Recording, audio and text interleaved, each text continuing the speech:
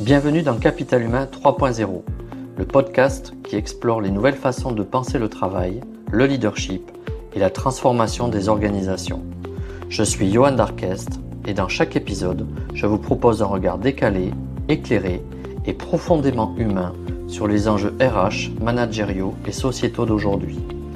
Prêt à remettre du sens, de la conscience et de l'intelligence collective au cœur de nos pratiques? Alors c'est parti!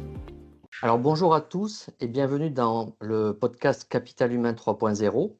Donc aujourd'hui, nous allons explorer une innovation RH qui pourrait bien transformer en profondeur notre façon de travailler. Il s'agit du job sharing. Alors dans un monde où l'équilibre vie professionnelle et personnelle, la fidélisation des talents et l'agilité organisationnelle sont au cœur des enjeux, le job sharing, ouvre de nouvelles perspectives. Mais de quoi s'agit-il exactement? Comment fonctionne-t-il concrètement? Et surtout, en quoi ce modèle peut devenir un véritable levier de transformation pour les entreprises? Alors pour en parler, j'ai l'honneur et le plaisir d'accueillir deux invités de marque au parcours complémentaire et inspirant. Il s'agit de Léna Basile et de Florence Pawlowski. Alors toutes les deux, elles ont travaillé et co-créé ce concept de job sharing et elles sont aussi les co-autrices du podcast Sharing is Caring, le podcast du job sharing.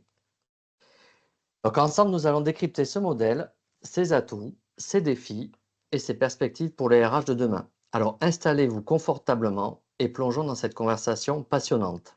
Mesdames, bienvenue. Merci, bonjour, ravi d'être Bonjour là. à tous.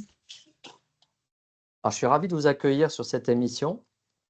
En plus, c'est un sujet, je trouve, qui est vraiment d'actualité et passionnant et qui répond à plusieurs enjeux. Alors, on va rentrer un petit peu dans le vif du sujet, mais avant toute chose, j'aimerais que vous vous présentiez. Alors, Léna ou Florence, est-ce que vous voulez commencer l'une ou l'autre par vous présenter votre parcours et ce qui vous a amené à vous intéresser au job sharing? Qui veut commencer? Vas-y Léna, vas-y. Ah. Alors, oui, merci beaucoup en tout cas de nous recevoir. C'est vraiment très chouette de partager ce moment. Alors, moi, qu'est-ce qui m'a amené à m'intéresser au job sharing? En fait, je l'ai découvert sans le savoir en début de carrière, il y a plus de 20 ans maintenant, puisque quand j'étais alternante, en fait, j'ai pratiqué le job sharing pendant 2 ans. On était deux sur le même poste. Et quand moi j'étais à l'école, mon binôme était en entreprise et inversement. Et voilà, on partageait un portefeuille client commun, on avait une boîte mail commune, des objectifs communs. Et donc, je l'avais mis un peu de côté, ce mode de travail. Et puis, on va dire, 15 ans plus tard, Florence, avec qui nous sommes amis aussi à côté, m'en a reparlé elle en parlera tout à l'heure, elle l'a découvert dans un autre environnement. Et du coup, quand elle est revenue en France, on s'est dit, mais en fait, ce mode de travail, il répond vraiment aux besoins des collaborateurs et aux enjeux des entreprises. Moi, je travaillais déjà sur l'engagement collaborateur puisque j'ai un parcours RH, donc principalement RH. Et donc, du coup, je me suis dit, c'est une des solutions possibles pour répondre aux enjeux d'engagement des collaborateurs. Et je le vis aujourd'hui, puisque on est en top sharing avec Florence chez Worksharing. Effectivement, on partage la co-responsabilité de l'entreprise. Et également, je suis RRH en job sharing avec Magali dans une entreprise du secteur bancaire. Donc voilà, je l'incarne aussi aujourd'hui. Merci Léna pour cette belle présentation. Et toi, Florence, justement, qu'est-ce que tu peux nous dire sur ton parcours et comment tu as rencontré le job sharing? Alors moi j'ai toujours travaillé dans des grands groupes, voilà, produits de grande consommation en France et à l'étranger. Donc je fais du marketing, de la négociation locale, internationale. Voilà, je travaillais en France et puis après je suis partie travailler 5 ans en Allemagne et c'est là où j'ai découvert et pratiqué le job sharing. Donc c'était chez Nivea, chez Beiersdorf. Et pour moi ça a vraiment été la révélation. En fait, c'était un moment donné de ma vie où j'avais besoin d'avoir du temps à côté pour pouvoir me former à de l'accompagnement, pouvoir donner des cours à l'université, voilà, pouvoir faire d'autres activités en plus de mon travail. Et concrètement, quand on travaille à 100%, c'est quand même un peu compliqué, même si, voilà, j'avais pas l'intention de travailler 24 heures sur 24. Et quand, je sais qu'on m'en avait parlé quand je suis arrivée en Allemagne, je suis restée 5 ans. Et au tout début, on m'avait parlé du job sharing, mais voilà, c'était rentré dans le coin de ma tête. Et puis, quand quand je me suis dit que j'avais besoin de ce temps-là, c'est tombé pile au moment donné où la personne avec qui j'ai fait mon binôme, lui aussi, Thomas, lui avait besoin de temps pour pouvoir écrire sa thèse. Et on s'est dit, mais pourquoi on partagerait pas mon poste, en tout cas, enfin mon poste, en tous les deux. Voilà, et donc c'est comme ça que ça a démarré. Donc on a travaillé ensemble pendant 3 ans. Et ensuite, je suis rentrée en France et voilà, avec Léna, on s'est retrouvés sur ce sujet. En fait, le truc, c'était amusant parce que quand je suis rentrée en France, je disais ce que j'avais fait avant et je parlais aussi du job sharing. Et pas mal en fait, à chaque fois, ah bon, mais c'est quoi? On connaît pas, voilà. Et donc, en fait, en reparlant avec Léna, on s'est dit, c'est vrai qu'en France, ça n'existe quasiment pas. Enfin, en tout cas, les gens ne connaissent pas. Et moi, c'était tellement une révélation pour moi que je me suis dit, avec Léna, mais il faut enfin, voilà, faut qu'on puisse le proposer aux entreprises, aux collaborateurs. On y voit. Voilà, on reparlera des bénéfices, mais ça va au-delà rien que de l'expérience en fait. C'est ce que ça nous a apporté, l'impact que ça va avoir sur les gens et sur les entreprises. Alors, merci Florence. Alors, bien évidemment, je pense que les auditeurs ils se posent la question, mais c'est quoi vraiment le job sharing? En quoi ça consiste? Qu'est-ce qu'il y a derrière ce mot? Est-ce que vous pouvez nous en dire un petit peu plus, simplement?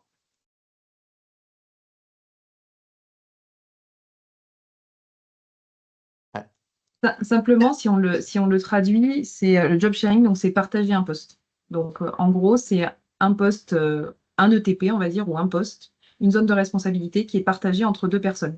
Donc, ça peut être deux personnes qui sont à temps partiel et qui se complètent. Ça peut être deux personnes à temps plein aussi, sur la même zone de responsabilité. C'est un modèle qui est très agile et très flexible. Donc, voilà, c'est en co-responsabilité et on va dire, en interchangeabilité mutuelle. Donc, l'idée, c'est voilà, d'avoir une continuité d'activité, d'avoir toujours quelqu'un sur le poste. Est-ce que c'est différent du temps partiel classique ou du partage des tâches? C'est souvent les questions qu'on pourrait se poser. Alors, par rapport au temps partiel, en fait, le temps partiel, quand on est à temps partiel, on est tout seul sur son poste. Je prends un exemple, souvent 80% qui est quand même un temps partiel qui est souvent fait en France, on est tout seul sur son poste et très souvent en plus le périmètre du poste n'a pas vraiment été revu à la baisse pour être adapté à 80%. Donc ce que je dis souvent, je trouve que le 80% est une grosse arnaque puisque pas pour le collaborateur, pour l'entreprise c'est tout bénef. Mais bon, donc effectivement oui c'est par rapport à du temps partiel. En fait oui on va travailler à temps partiel. Chacun va être potentiellement à temps partiel. Alors, ça peut être 2 temps partiels, ça peut même être 2 temps plein. Hein. On a aussi des exemples où les 2 personnes, on a fusionné 2 postes et les 2 étaient à temps plein. Mais c'est un temps partiel, mais sauf qu'en fait, on est 2 à faire le même job. Donc, effectivement, moi, je travaillais du lundi au mercredi et Thomas travaillait du mercredi au vendredi. Donc, jeudi et vendredi, j'étais pas au bureau. Et lui assurait. Et moi, le lundi et mardi, j'assurais alors que lui, il n'était pas là. Je comprends Donc, mieux. par rapport au temps partiel, c'est ça. Après, temps partagé, peut-être Léna, tu peux peut-être en parler parce que c'est aussi Oui, différent. et pour juste compléter sur le temps partiel, c'est vrai qu'il y a aussi la charge mentale du temps partiel de dire quand tu n'es pas là le vendredi ou le mercredi et qu'en fait tes dossiers sont pas finis, tu as tes interlocuteurs qui t'appellent parce que eux en fait la vie continue, ça te met une pression et un stress et voilà, une charge mentale supplémentaire que tu n'as pas du tout quand tu es en job sharing puisque c'est ton binôme qui prend le relais et du coup en termes de stress et de charge mentale, c'est vraiment l'impact est très positif. Par rapport au temps Attends, et partagé, juste par rapport au temps partiel aussi, juste pour finir, pardon, ce qu'on se dit souvent aussi, c'est l'image qu'on a en France du temps partiel. Elle est plutôt négative, c'est-à-dire que, en tout cas dans les retours qu'on a, et on le voit bien pour la vécu d'entreprise, le temps partiel, ça veut dire la personne n'est pas engagée en fait dans l'entreprise. Ok, elle lève le pied, elle est moins engagée. Là, je pense que ça redore l'image du temps partiel, parce qu'au contraire, en tout cas pour l'avoir vécu, et Léna, tu le vis aussi, c'est-à-dire que moi, lundi, mardi, mercredi, j'étais au bureau, jeudi, vendredi, je faisais autre chose, et quand je revenais lundi au bureau, j'étais remontée à bloc, hyper motivée, et voilà, donc, et l'engagement, il est fort, parce qu'en fait, on sait qu'aussi, il y a l'autre qui gère, donc voilà, en termes d'image aussi, ça c'est important parce qu'en France, on a quand même cette image, enfin le temps partiel par rapport aux autres pays européens, c'est là où on a enfin, il y a les pays du sud de l'Europe où il y a le moins de temps partiel, personne qui travaille temps partiel. Nord de l'Europe, c'est un peu différent. Et donc l'image est différente. Donc voilà, pour avoir une autre perception de ce qu'est le temps partiel. Alors là, on parle d'organisation du travail, mais À quels enjeux RH et sociétaux ça répond le job sharing? Parce que c'est bien plus vaste que ça. Justement, il y a des enjeux transverses auxquels ça peut répondre. Est-ce que vous pouvez nous donner des précisions? Oui, bah, bien évidemment, c'est un mode de travail qui va répondre à un enjeu crucial actuel qui est l'équilibre vie pro, vie perso, ça c'est certain. Parce que bah voilà, hein, les collaborateurs, depuis la crise Covid, ont des besoins qui ont fondamentalement changé et avec des envies d'avoir autre chose que le travail, en fait. Soit une autre activité, soit prendre du temps pour sa famille, soit voilà, tout un tas de raisons. Et ça répond à des enjeux aussi RSE parce que, en fait, finalement, ça va permettre à certains bah, de prendre du temps en tant que proche aidant et conserver son emploi. Ça va permettre aussi de s'engager dans des associations. Ça va permettre bah, de réduire aussi hein, le stress, et les burn-out, les maladies professionnelles parce que quand tu es deux sur un poste, tout à l'heure, je parlais de la charge mentale, eh bien, c'est vrai, en fait, tu partages aussi et du coup, tu diminues les risques les psychosociaux, en fait.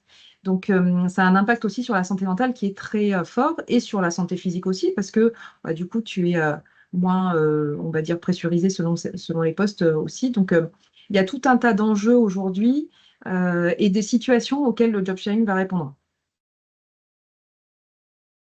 Florence, est-ce que tu veux compléter ou Ouais, en par rapport termes d'enjeux, bah, aujourd'hui, en fait, par rapport aux entreprises, il y a aussi les enjeux d'innovation et performance.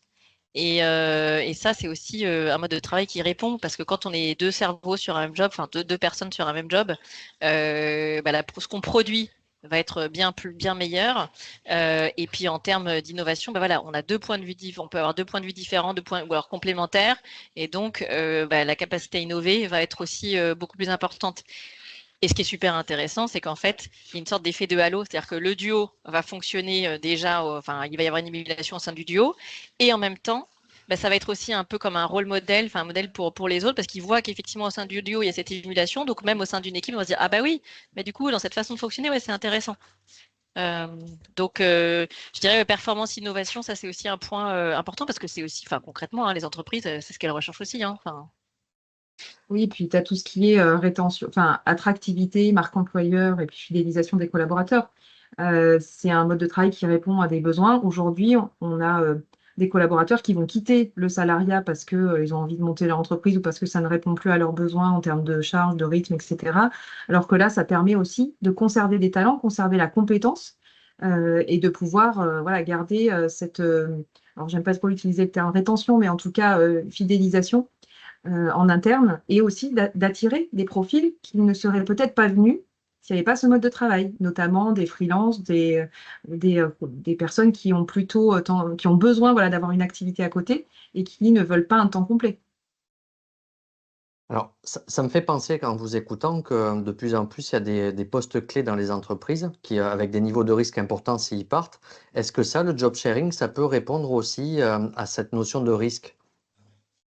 Oui, parce que tu as une notion de sécurisation aussi des compétences. C'est-à-dire que sur par exemple, les collaborateurs clés, avec, imagine, tu as eu une expertise particulière ou une compétence clé particulière dans l'entreprise.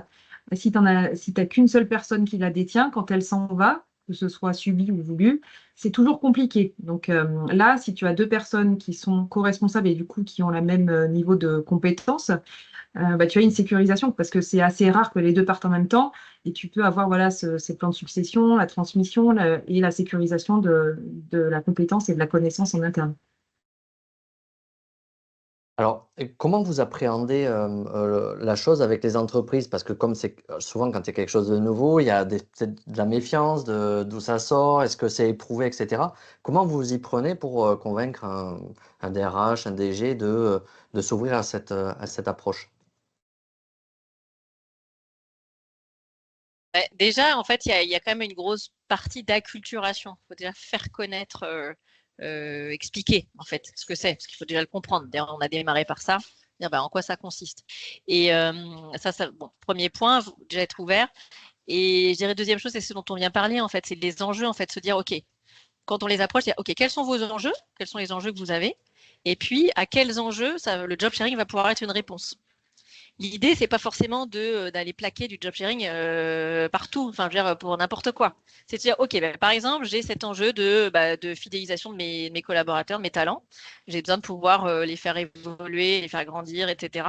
OK, ça peut être une solution, enfin, en tout cas, quelque chose qui peut être proposé à l'entreprise. Donc, c'est de se dire déjà, voilà, comprendre quels sont les enjeux, faire un diagnostic et de pouvoir le présenter et de se dire, et aussi d'expliquer après en interne, effectivement, comment ça fonctionne et de mesurer après, est-ce qu'il y a une appétence aussi pour ce type de travail. Et souvent, alors, c'est là où je pense qu'il faudrait qu'on aurait besoin d'avoir encore plus de données par rapport justement au temps partiel. Aujourd'hui, on sait, il y a à peu près, je crois, 18% en France de personnes qui travaillent à temps partiel ou 17%, 25% des femmes, 8% des hommes, en gros. Et en revanche, ça, c'est ce qui est déclaré. En revanche, ce qu'on ne connaît pas, c'est en fait quelles sont les personnes qui aimeraient bien passer à temps partiel, mais qui n'osent pas le dire parce que de peur. Alors, il y a plusieurs peurs. Alors, il y a la question financière. OK, ça, c'est une chose. Mais celles qui aimeraient bien le faire et qui ont peur parce que disent, oui, mais du coup, je vais avoir moins de responsabilités, etc.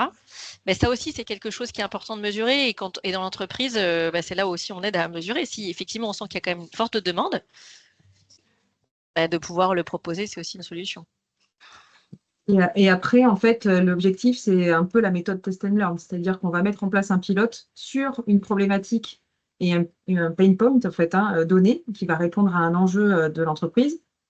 On va tester, mettre en place, ajuster, et ensuite, on peut se dire, OK, là, le retour sur investissement, est-ce que ça marche, est-ce que ça marche pas? Et oui, ça peut être déployé sur tel type de profil ou alors sur autre chose, une autre situation.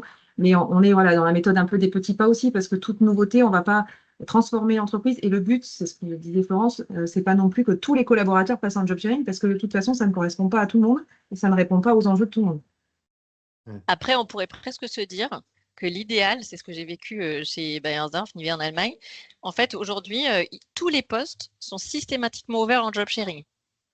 Et le manager doit justifier pourquoi il n'aimerait pas avoir un duo en job sharing sur le poste. Ça ne veut pas dire qu'il aura que des duos et des personnes en job sharing. En revanche, il doit pouvoir justifier. Donc là, on est vraiment sur le level, enfin le niveau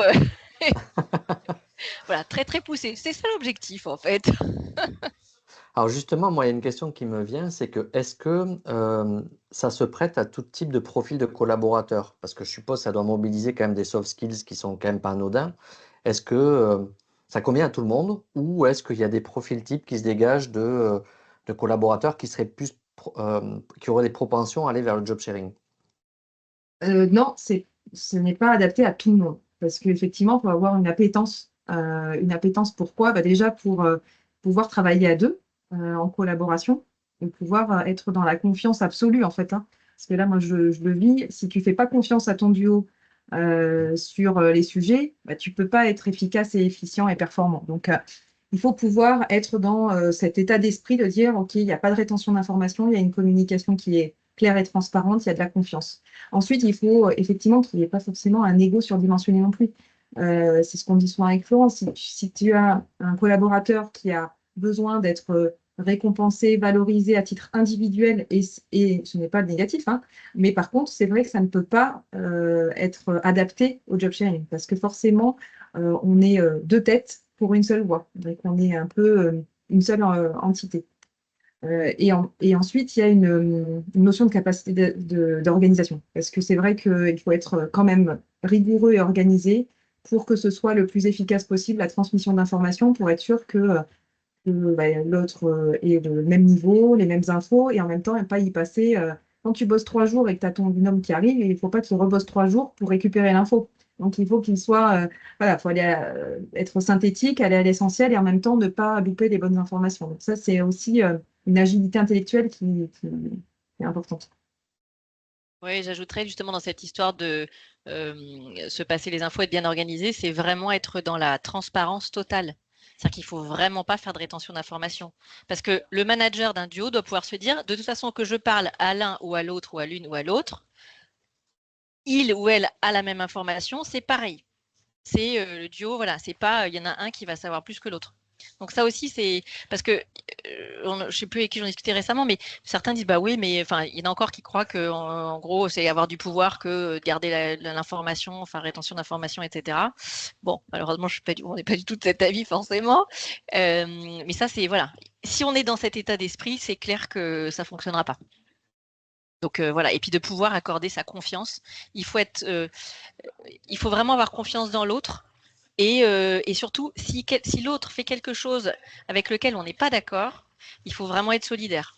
C'est-à-dire qu'il faut assumer. C'est-à-dire que moi, ça m'est déjà arrivé en réunion, quelqu'un me disait bah oui, mais Thomas, il a dit ça, il a fait comme ça et tout. Et je me dis, bon mince, j'aurais pas dit ça, mais je dis, ok, bon, bah il l'a dit, très bien, bah, du coup, je m'aligne. Après, je vais me réaligner avec Thomas dans les coulisses et on verra comment on gère. Mais ça, c'est hyper important face aux autres. C'est une seule voix. C'est un peu, comme on dit parfois, les parents pour les enfants. C'est-à-dire que il faut parler d'une seule voix. S'il y en a un qui commence va mettre enfin, pas soutenir l'autre ou dire, ah bah oui, non, mais je suis pas d'accord dans les autres ou c'est pas mon idée, ça va être plus compliqué. Et est-ce pour, que... Vas-y, juste Elena. pour rebondir sur ce que tu posais comme question sur la typologie des profils, après sur le type de métier ou le type ouais, de collaborateur, on n'a pas, c'est vrai qu'on a des retours d'expérience sur tout type de métier à partir du moment où tu as un minimum de production intellectuelle. Si c'est que de l'exécution de production, on va dire, manuelle, voilà, il n'y a pas forcément d'intérêt. Par contre, à partir du moment où tu produis intellectuellement quelque chose, ben, tu as cette force et ça crée de la performance parce que tu as deux cerveaux et donc tu vas créer beaucoup plus de valeur. La question que je me pose aussi, c'est que, parce que bien évidemment, vous avez des personnalités qui sont distinctes, vous avez vos propres unicités, est-ce que dans le binôme, il y a quand même la place pour l'expression de l'unicité de chacune? Et est-ce que vos collègues en transverse ou en fonctionnel s'adressent peut-être plus spontanément vers l'une ou vers l'autre en fonction de la sensibilité, des compatibilités de personnalité? Est-ce que vous le remarquez ça? Alors oui, moi je l'ai vécu, je pense que Léna aussi, j'imagine. En fait, avec Thomas, on était très complémentaires. Donc lui avait plutôt, on va dire, capacité à avoir vision hélicoptère view, voilà, voir grand macro. Et moi, un peu plus dans le côté opérationnel. Enfin, comment on met ça en musique. Donc déjà, rien que ça, dans nos équipes, quand elles venaient nous voir, bah, elles savaient qu'elles allaient peut-être plutôt poser ce type de questions à Thomas et à moi, ou elles savaient que, par exemple, elles venaient voir quand il y avait un problème d'ancrage dernière minute, qu'est-ce qu'on fait, enfin, dans la panique, et elles savaient que c'était plutôt moi qu'il fallait voir parce que Thomas, c'était peut-être moins son point fort. Donc, c'est c'est ça qui est super intéressant, c'est de se dire, bah, on a deux, voilà, on reste quand même chacun avec notre personnalité et c'est bénéfique en fait ouais, pour l'équipe, enfin et puis aussi pour les autres interlocuteurs. Mais après, ce qui est intéressant aussi, c'est que moi, Thomas, il m'a appris des choses et je lui ai aussi appris des choses en fait. Et comme on le vit finalement aussi avec Léna, c'est pareil parce que on n'a pas les mêmes personnalités, on n'a pas les mêmes talents, on va dire, et c'est hyper complémentaire.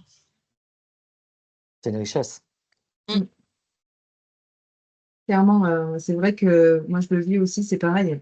Forcément, tu as t'as des interlocuteurs qui sont plus à l'aise avec, parce qu'il y a le fit aussi, hein, comme tu dis, nous sommes des individus à part entière, donc il y a aussi le feeling qui peut être différent. Et donc, moi je sais que bah, moi je suis quelqu'un qui va réagir un peu du tac au tac, qui fait action-réaction. Donc voilà, s'il y a besoin de quelque chose dans l'urgence, ben voilà.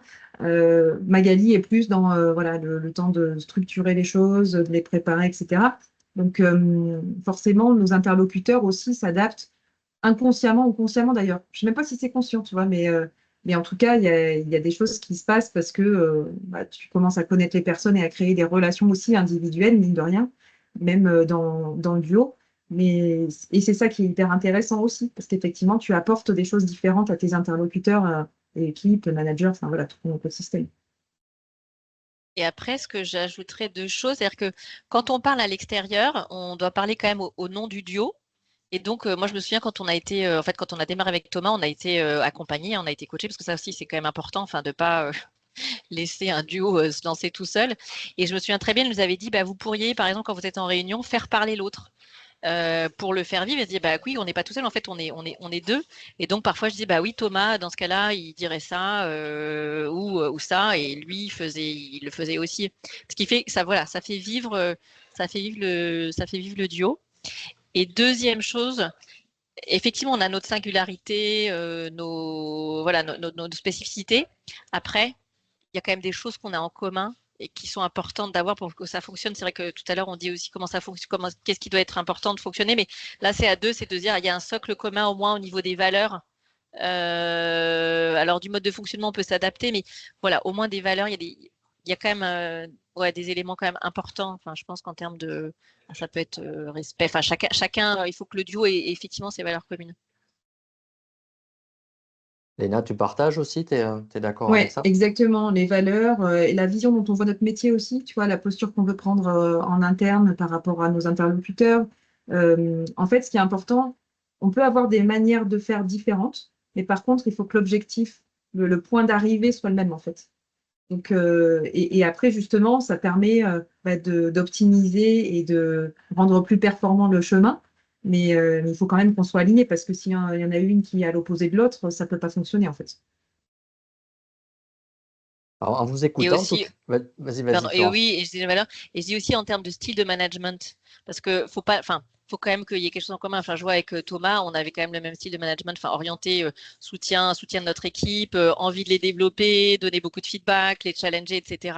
Être disponible et en même temps, bon, on avait aussi notre temps, mais si c'est trop éloigné en type de, alors, on avait quand même des types de management, enfin, communs, mais avec des petites différences. Mais si c'est trop différent, bon, ça va être quand même compliqué parce que voilà, pour prendre des décisions, même vis-à-vis de l'équipe, voilà, ça sera plus compliqué, on va dire. Alors, quand je vous écoute, je me dis que finalement, avec l'évolution des sociétés, des organisations, on est dans des nouveaux modèles managériaux. Et en fait, on est face à des profondes transformations de la culture managériale. Est-ce que ce modèle, le job sharing, ça peut être un levier vraiment pour un petit peu euh, accentuer ou accélérer, ou en tout cas donner matière à réflexion vers ces nouvelles cultures managériales? Ah oui, ça c'est sûr, parce que ça remet en question quand même beaucoup de paradigmes et de fonctionnement et d'usages qu'on peut avoir dans notre culture quand même managériale française, historique, on va dire, quand même assez pyramidale et voire paternaliste un petit peu. Donc oui, ça bouscule un petit peu les façons de manager parce que ce soit, ben là moi je le vis, notre manager, ça la bouscule beaucoup parce que c'est très différent de manager deux personnes dans une équipe que de manager un duo dans une équipe. Parce que voilà, il y a tout ce qu'on vient de se dire sur le fait que c'est finalement une petite équipe dans l'équipe. Tu vois. Mm. Donc ça remet en question, ça prône aussi et ça développe le collaboratif et la coopération. Donc ça met en avant aussi des modes de travail qui sont assez différents. On va sortir de l'individu et du côté voilà, individuel en fait du travail. Donc ça crée plus de transversalité, mais c'est aussi finalement ça bouge les codes quoi, fondamentalement. Et encore plus quand tu es en job sharing sur un poste de manager. Parce que là, je parlais quand tu n'es Eh pas là, oui. mais en plus quand tu es en co-management, même pour l'équipe, ça bouscule. Parce que bah, j'ai deux chefs, alors qui est mon chef? Est-ce qu'ils vont me voir de la même façon? Est-ce qu'il va m'évaluer de la même façon? Est-ce que je vais avoir la même réponse si je vais voir l'un et l'autre? Enfin bon, tu peux avoir aussi des dérives. On a eu des témoignages de managers en France, justement, qui nous disaient, bah, il y en a qui ont tenté. Et c'est un peu le papa-maman de tout à l'heure, tu vois. Voilà, Mm. ils ont tapé à une porte, ils n'ont pas eu la bonne réponse, donc ils sont allés voir à l'autre. Si t'es pas hyper coordonné, bah, c'est sûr que ça peut créer des tensions. Donc oui, c'est sûr que ça bouscule et en même temps, je laisserai un peu compléter, mais en même temps, ça répond, je pense vraiment à des besoins aujourd'hui d'agilité, de flexibilité, de coopération, de retravailler dans la transversalité et dans l'autonomie aussi. Parce que c'est un modèle qui développe et qui accroît la responsabilisation. Tu peux pas être dans du micromanagement et dans du contrôle absolu quand tu as un Eh oui. duo. C'est pas possible. Ouais, moi je pense Florence? que ce côté collaboratif, il est quand même très très fort. C'est-à-dire qu'en termes de fonctionnement, c'est pas comme on est à deux, enfin quand on est manager, c'est pas un qui va avoir le pouvoir et pas l'autre. Donc je pense que oui, comme tu disais, enfin le côté hiérarchique, bon bah ça, je trouve que ça le fait diminuer. On va plus presque vers plus du matriciel finalement, parce qu'on est deux managers mais au même niveau en fait, ensemble. Alors après, si on a une équipe, effectivement, on gère son équipe, mais Et je pense que non, c'est vraiment le fonctionnement collaboratif et comme je disais un peu tout à l'heure, en fait, il y a cet effet de halo. C'est-à-dire qu'on voit que si moi, enfin, nous, on était manager, bon, bah, ils voyaient bien qu'avec Thomas, on se challengeait, on brainstormait ensemble, etc. Bon, bah, du coup, ils disent, OK, bah, si eux, ils y arrivent, bah, nous, même au sein de l'équipe, je vois, finalement, ça a aussi insufflé cette idée de, ah, bah, tiens, je vais aller voir un tel pour avoir une idée. Donc, ça donne envie. Donc, c'est ça qui est génial. C'est effet boule de neige. Ouais, puis ça décuple aussi la confiance, tu vois, dans l'ADN de l'entreprise et la culture d'entreprise, parce que tu es vraiment sur un schéma de transparence et confiance. Et donc, du coup, bah, voilà, tu es obligé que finalement que l'écosystème et que les pratiques soient en ligne avec ça aussi. Alors maintenant que vous avez un peu de recul toutes les deux sur le job sharing, est-ce que vous auriez des retours d'expérience et des témoignages de justement là où vous exercez toutes les deux, de DRH qui vous ont dit ben, ça m'a plu, ça, il y a peut-être des ajustements à faire. Quel est le feedback que vous avez, chacune respective?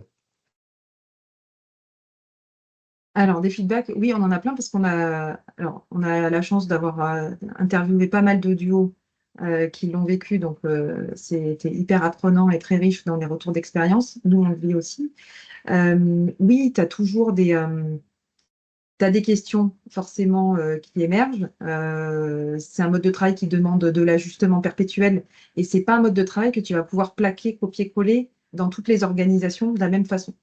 Parce que, voilà, on parlait tout à l'heure, bah, déjà, rien que le basique du temps de travail. Il y a certaines organisations ou même certaines situations où tu vas avoir bah, du 60-60 ou du 50-60. Nous, avec Magali, on est sur du 70-40, tu vois, donc, mais tu peux avoir du 150. Donc déjà, ça, bah, c'est pas duplicable, entre guillemets. C'est en fonction presque de la maille du duo, tu vois, du besoin de chacun, du besoin de l'enjeu aussi du poste, etc. Donc, voilà, ça peut être très, très changeant. Donc c'est un challenge aussi pour les RH et pour les managers parce que ça demande bah, du coup de l'analyse et puis de l'adapter à chaque fois. Tu vois, c'est pas un modèle que tu vas pouvoir Oui. découper. Donc ça, c'est sûr. Et puis après, au niveau français, ce qui ressort aussi en termes de crainte, on va dire, de risques qui sont émergents, on va dire.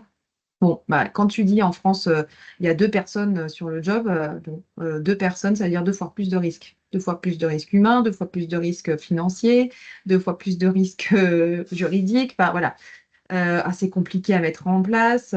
Matériellement, comment ça se passe? En fait, tout de suite, tu vas avoir tous les freins qui vont arriver parce que c'est quelque chose qui n'est pas connu et qui demande effectivement de changer notre façon de travailler. Et puis après, il peut y avoir des éléments comme le coût aussi, la question du coût. Je ne sais pas s'il faut tu veux en parler, mais Ouais, non, bah, c'est vrai que le coût, forcément, on se dit bah, deux personnes, si on est par exemple à deux fois 60%, bon, bah, ça fait quand même un 120%, donc il faut falloir payer 20% de plus. Mais ça, en fait, on a fait le calcul du ROI sur le job sharing avec un directeur financier. Et en fait, au global, il est positif, il est de 157%. On a pris sur un poste, par exemple, à 40K annuel sur 3 ans. Il est de 157%. C'est-à-dire que vous investissez 1 euro et déjà, vous récupérez votre mise de 1 euro et en plus, ça vous rapporte 1,57 €. Pourquoi? Parce qu'en fait, effectivement, vous avez de votre investissement 20% de plus au moins, plus l'accompagnement, etc. Mais de l'autre côté, en fait, vous avez des gains et des économies. C'est-à-dire qu'il va y avoir les gains en termes de productivité. Ça, c'est important parce que deux cerveaux, ce qu'on produit en moyenne, c'est au moins 20% de plus, peut-être 30% de plus. Et puis, ça va être bah, des économies en termes de meilleure santé mentale des salariés, donc moins de burn-out, moins d'absentéisme.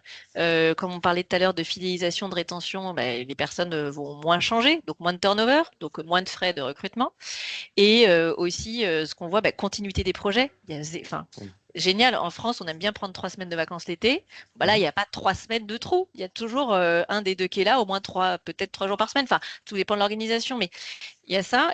Et puis, en autre gain, c'est-à-dire que, par exemple, pour le manager, et je le vois, moi, ça a été ce que nous a dit notre manager au bout de 1 mois. Elle dit, mais en fait, c'est génial parce que bah, moi, j'ai gagné 50% de temps avec vous, quoi. Enfin, en tout cas, le temps que qu'elle passait avec moi toute seule avant, bah déjà, elle en passe 2 fois moins parce que ce qu'on lui apporte est bien meilleur tout de suite que quand c'était moi toute seule.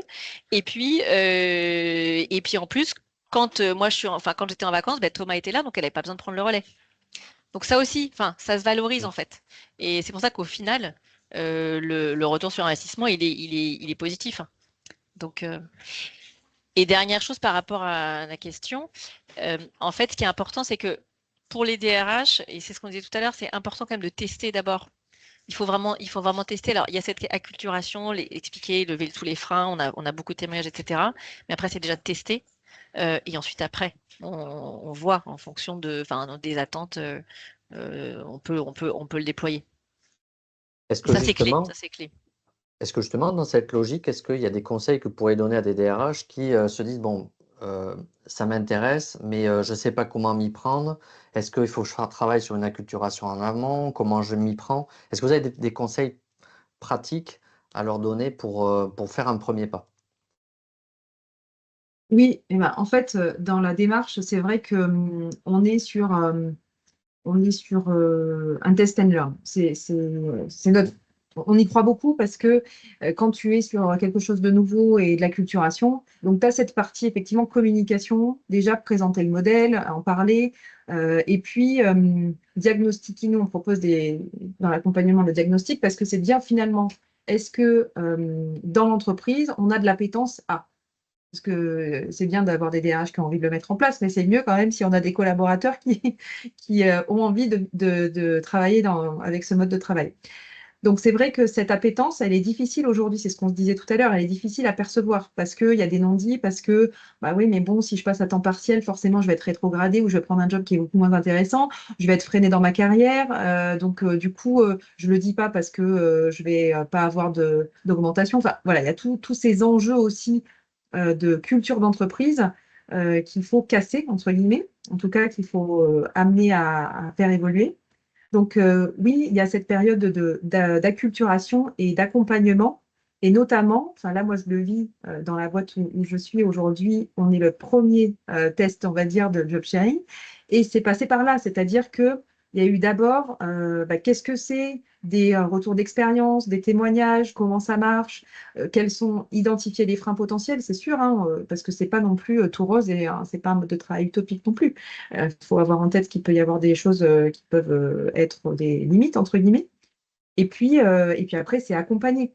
C'est accompagner parce que on a eu aussi des retours d'expérience de duos qui se sont mis en place un peu comment dire, en électron libre. Et c'est ce qu'il nous disait. Il nous disait, en fait, c'est hyper difficile parce que tu es deux, tu es convaincu de ton truc, tu sais que ça va marcher et tu perds une énergie et un temps de fou à prôner et à argumenter en interne. Donc, l'accompagnement, c'est aussi un tiers qui a des retours aussi d'expérience, de l'habitude, etc., qui va pouvoir aussi apporter une vision extérieure et qui va pouvoir accompagner au mieux la mise en place, que ce soit au niveau du duo, que ce soit au niveau du manager, mais de l'équipe et des interlocuteurs, parce qu'il n'y a pas que le duo, il y a aussi tous les Eh oui. interlocuteurs. Moi, je le vois là, c'est vrai qu'on est arrivé, il y a eu une communication, etc., en interne, mais nos interlocuteurs, il a fallu aussi les acculturer. Ah ben ok, mais du coup, qui va s'occuper, comment ça marche, etc.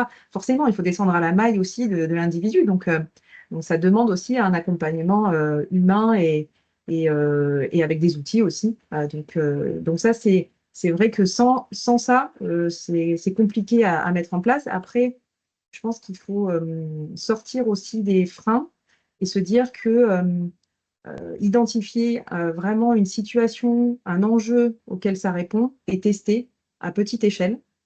Et pour se dire, bah, OK, est-ce que ça peut marcher ou pas? On va tester, on va ajuster et ensuite on peut déployer sur quelque chose de plus grand. Je ne sais pas s'il faut que tu peux rajouter, j'ai beaucoup parlé des. Non, non, mais très bien. Non, ce à quoi je pense que aussi pour les DRH, pour qu'ils se sentent aussi sereins pour le faire, c'est ce qu'on a fait, c'est aussi de pouvoir présenter au comité de direction cette approche en fait. Parce qu'il va falloir, enfin, ce qui est important quand même aussi, c'est d'avoir l'appui du CODIR, enfin, au comité exécutif, enfin, peu Eh oui. importe, enfin, comment ça s'appelle dans les entreprises, mais et que l'ensemble des directions, enfin, l'ensemble de la direction comprennent ce que c'est, ce à quoi ça va répondre et l'intérêt. Ils voient l'intérêt. Parce que s'il n'y a pas soutien, comme toute nouvelle chose, enfin toute innovation ou nouvelle chose, ça va être compliqué après à pouvoir mettre en place. Donc ça, je pense que ça c'est clé, mais comme tout projet de transformation, voilà, innovation. Et sur l'accompagnement, effectivement, ouais, je vais redire c'est clé parce que moi, je sais que quand je suis passée en job sharing, on a été accompagné, enfin tous les nouveaux duos chez Bayersdorf. Alors, il y avait déjà eu un accompagnement pour pouvoir le mettre en place, etc. Mais tous les nouveaux duos, on était accompagnés, coachés pendant 6 mois, voilà, en amont, avant de démarrer, les premiers mois, 3 mois, 6 mois, et notre manager aussi, et puis notre équipe aussi, pour que on soit sûr qu'on ait toutes les conditions, les bonnes conditions pour que ça fonctionne. Ouais. Et donc du coup là, ce que je me dis, c'est qu'en vous écoutant, vous avez quand même du recul. Est-ce que vous accompagnez les entreprises justement à cette préparation, à cette prise de conscience, à faire des petits raccourcis justement pour éviter qu'ils tombent dans des pièges? Bah oui, oui, tout à fait. Alors on est en train de, alors travailler, il y a différentes entreprises, mais oui, complètement, et on fait exactement, enfin ce qu'a expliqué Léna sur la partie diagnostic. Et puis il y en a, ça va être de les aider par rapport à leurs problématiques sur les aidants. D'autres, comment je maintiens plus longtemps les seniors dans l'emploi. D'autres, comment justement là, je réponds à une problématique où j'ai une collaborateur qui est peut-être un peu moins motivée, où j'ai peur de la perdre. Comment, voilà, comment j'y réponds. Donc voilà, pour chacun, enfin, Mm. voilà, les problématiques sont différentes, mais oui, elles sont là et c'est ça qui est super intéressant, du coup, c'est de se voir cette diversité, hein. Léna, est-ce que tu veux rajouter quelque chose? Oui, en fait, c'est selon les entreprises, et c'est pour ça qu'on disait à chaque fois, c'est d'identifier finalement à quel enjeu ça répond, parce que la façon dont on va le mettre en place, dont on va l'accompagner et dont l'entreprise va communiquer en interne et le déployer, pas du tout être la même si c'est à travers un accord d'entreprise pour par exemple, les aidants ou les salariés reconnus travailleurs handicapés, par exemple, parce que ça, voilà, on a aussi ce cas-là que si c'est pour aussi amener à avoir plus de parité au niveau du management, parce qu'on a aussi cette chose-là. Enfin voilà, donc, et ça peut prendre des formes différentes, effectivement, soit à travers des actions, on va dire, one shot, soit à travers un programme un peu plus large qui s'inscrit dans une politique plus globale de diversité, d'inclusion, de management, de développement RH. Enfin, voilà, ça peut être vraiment sur différents aspects. Et c'est une des solutions, effectivement. Souvent, ça fait partie d'une boîte à outils de OK, bah, pour cette problématique-là, c'est une des solutions possibles qui répond à cet enjeu dans l'entreprise. Donc voilà, c'est aussi ça qui est très intéressant. Alors, comme on avance dans l'émission, est-ce que vous auriez chacune, l'une et l'autre, un petit mot qui résume un petit peu votre vision et comment le job sharing peut correspondre à votre vision? Est-ce que vous voulez partager avec nos auditeurs un petit mot de fin, à froid comme Oui, ça? à Oui. froid. Alors moi, Léna, je te laisse démarrer, t'as oh, toujours les bonnes idées en premier.